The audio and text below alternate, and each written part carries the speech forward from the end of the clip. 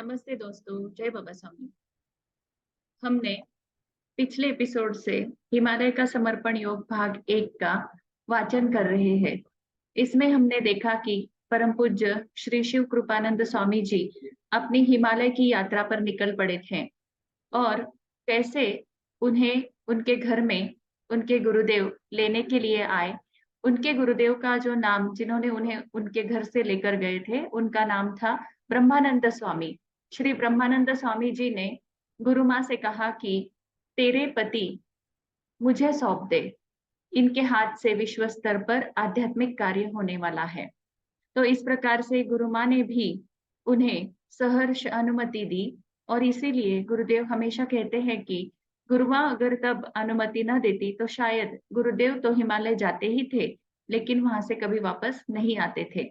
इसीलिए जो स्वामी जी हमें वापस इस समाज में आए हुए दिखाई दे रहे हैं, वो सिर्फ गुरु माँ की उस परमिशन की बदौलत ही है। We all should be thankful to Guru Maa for that. तो इस प्रकार से गुरुदेव की यात्रा शुरू हुई और हमने देखा कि गुरुदेव किस प्रकार से उस झरने नुमा नदी के पास में बैठकर अपने गुरुदेव से ज्ञान ग्रहण करने को उन्होंने शुरुआत की थी। वहीं पर उनके गुरुदेव ने उन्हें भविष्यवाणी बताई थी कि कैसे लाखों लोग उन्हें देखने के लिए, उनसे प्रसाद ग्रहण करने के लिए, उनकी एक दृष्टि के लिए भी तरसेंगे।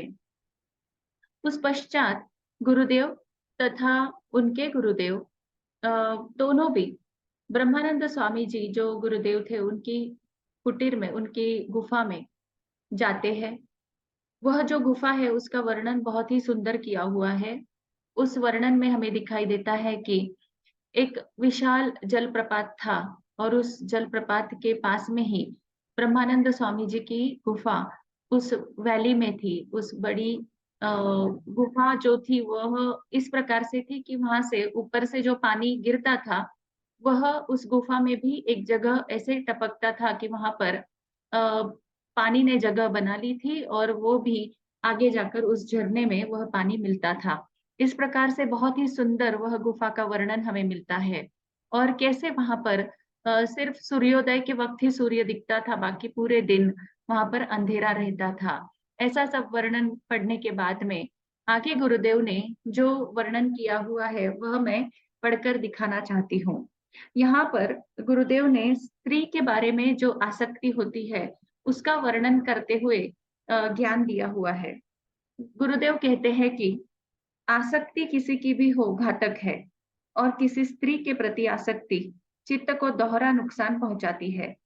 स्त्री की आसक्ति को समझने के पूर्व स्त्री को समझने की आवश्यकता है। स्त्री का निर्माण परमात्मा ने शक्ति के रूप में किया है। मनुष्य की शक्ति को क्रियान्वित करने के लिए परमात्मा ने स्त्री का निर्माण किया है। स्त्री एक शक्ति है, बशर्ते तुम उसे शक्ति समझो। स्त्री में ग्रहण करने की अपार शक्ति होती है। वह ग्रहण की गई शक्ति को ठीक से विकसित कर सकती है, विकसित कर पूर्णत्व प्रदान कर सकती है। इस प्रकार की केवल शारीरिक संरचना नहीं होती है, वह इसको सभी और सभी क्षेत्रों में कर सकती है। पुरुष और स्त्री समाज रूपी रथ के दो पहिए हैं। इन दोनों के बिना समाज विकसित नहीं हो सकता है। स्त्री की शक्तियों का ज्ञान पुरुष को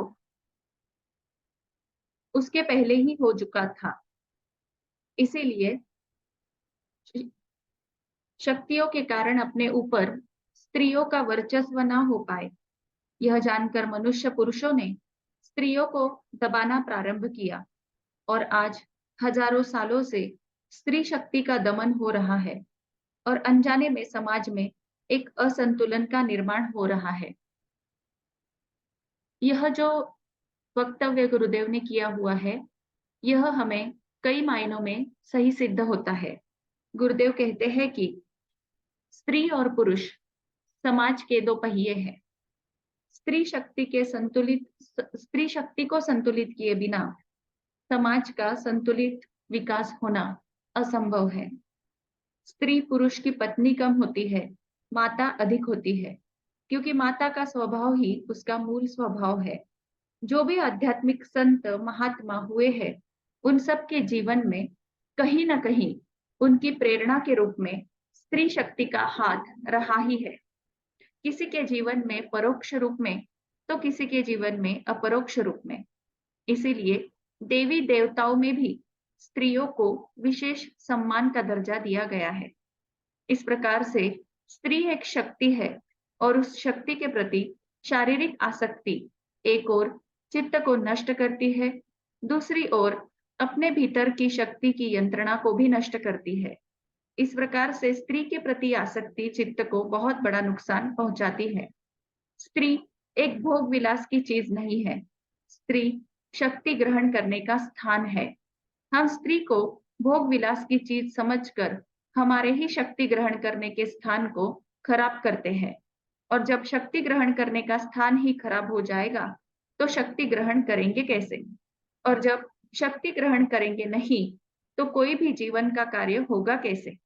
हम हमारे शरीर के शक्ति ग्रहण करने के स्थान को खराब कर हमारे ही पैरों पर कुल्हाड़ी मार रहे हैं। इसलिए आसक्तियों में स्त्री की आसक्ति मनुष्य को दोहरा नुकसान पहुंचाती है। इसलिए मनुष्य को किसी स्त्री की आसक्ति से बचना चाहिए। दोस्तों, हम यह जानते हैं कि गुरुदेव ने बहुत सी बार इस बारे में मार्गदर्शन किया हुआ है। अगर आपको गुरुदेव से इस बारे में और ज्यादा जानकारी चाहिए हो तो आप 2013 की महाशिवरात्रि का जो प्रवचन है उसमें भी आप यह बात सुन सकते हैं।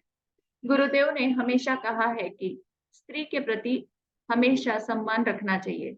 जब स्त्री को भोग विलास की वस्तु माना जाता है तो एक चोर की कुंडलिनी जागृत हो सकती है, लेकिन उस व्यक्ति की नहीं जिसके अंदर स्त्री के प्रति बुरे भाव है।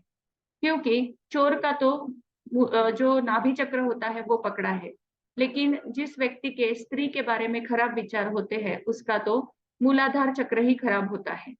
जब हमारा मूलाधार चक्र ही खराब रहेगा तो हम जीवन में बाकी सब प्रगति कैसे कर सकते हैं, और परिणामी मूलाधार से ऊपर के जो चक्र है उसके आगे की प्रगति हो ही नहीं सकती। तो स्त्री शरीर की संरचना ऐसी है कि वह शीघ्र समाधान को प्राप्त करती है, जबकि पुरुष को समाधान की स्थिति प्राप्त करने में काफी समय लगता है।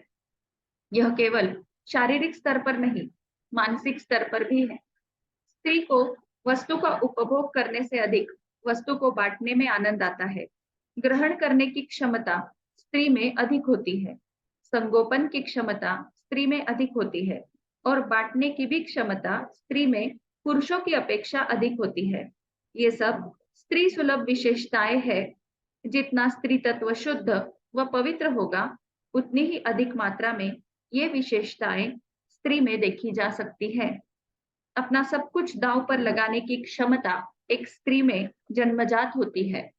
एक स्त्री जब किसी बालक को जन्म देती है तब उस बालक को अपने गर्भ में अपना सर्वस्व दे देती है। इसीलिए जब भी कभी आध्यात्मिक क्रांति इस जगत में आएगी तो उस आध्यात्मिक क्रांति का क्रियान्वयन स्त्री शक्ति से ही होगा। स्त्री सुलभ गुण है, वह अपने जीवन में एक साथ कई रिश्तों से, कई नातों से जुड़ी हुई होती है। वह शरीर से एक होकर भी अनेक रूपों में समर्थता के साथ जीती है।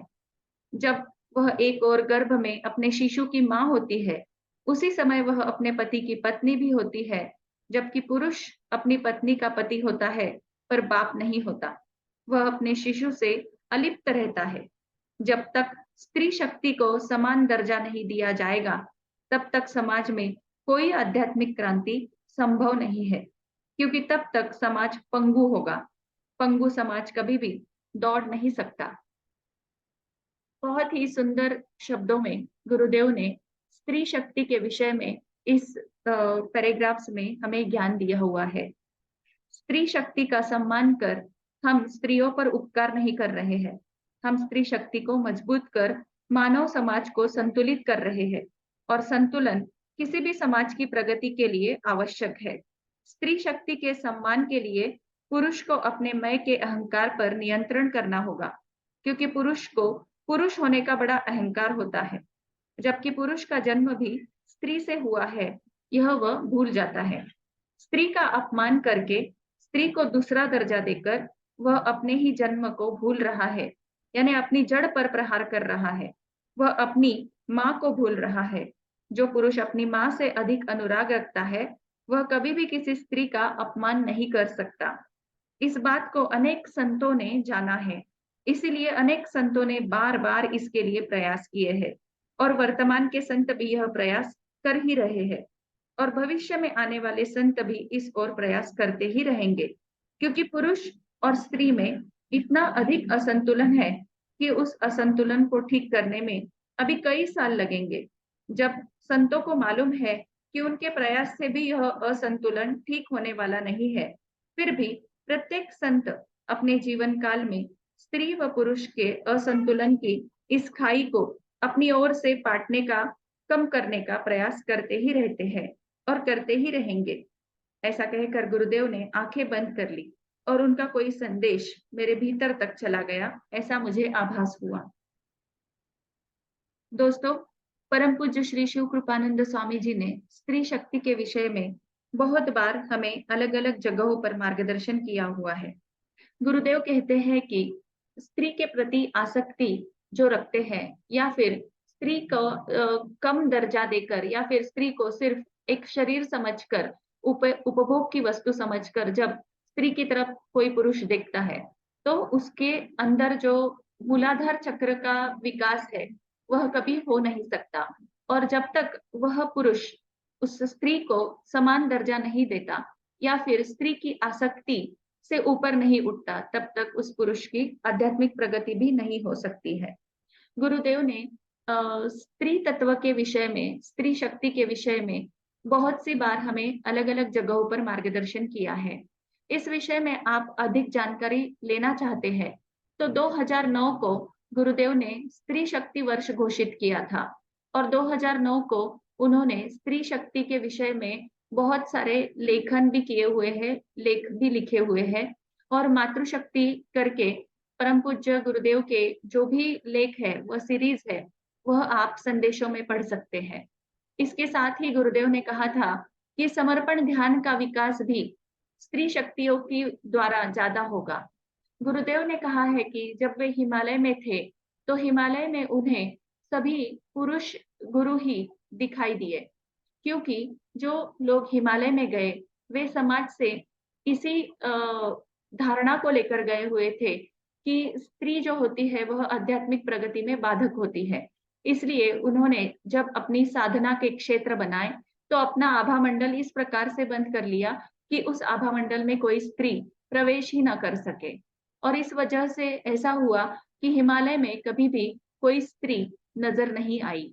तो स्त्रियों को यह जो समाज में कम दर्जा दिया गया है, इस बारे में हमारे गुरुदेव ने बहुत संवेदनशील लेखन किया हुआ है और हमें बहुत सी बार नजर आता है कि गुरुदेव की करुणा स्त्री शक्ति के प्रति बहुत सारी है। तो इस प्रकार से हमने हिमालय का समर्पण योग के पहले भाग में गुरुदेव ने स्त्री शक्ति के बारे में क्या कहा है, वह देखा। आगे के एपिसोड में हम लोग चित्त पर परम पूज्य स्वामी जी ने क्या कहा है, वह देखेंगे। तब तक के लिए जय बाबा स्वामी। आप हिमालय का समर्पण योग यह ग्रंथ अगर मंगवाना चाहते हैं, तो तत्व ट्रेंड्स पर आपको यह पुस्तक जो है वह उपलब्ध है। इसी प्रकार से आप हिमालय का समर्पण योग के साथ साथ ही और एक पुस्तक जो गुरुदेव ने लिखी हुई है, वह है आध्यात्मिक सत्य, और उसके साथ ही गुरुदेव के जो संदेश है, उनकी भी पुस्तकें अमेज़न तत्व ट्रेंड्स, इन दोनों पर भी आपको अवेलेबल है। तो आप यह किताबें जरूर मंगवाइए दोस्तों, और जरूर अपनी आध्यात्मिक यात्रा पर निकल पड़िए। Thank you.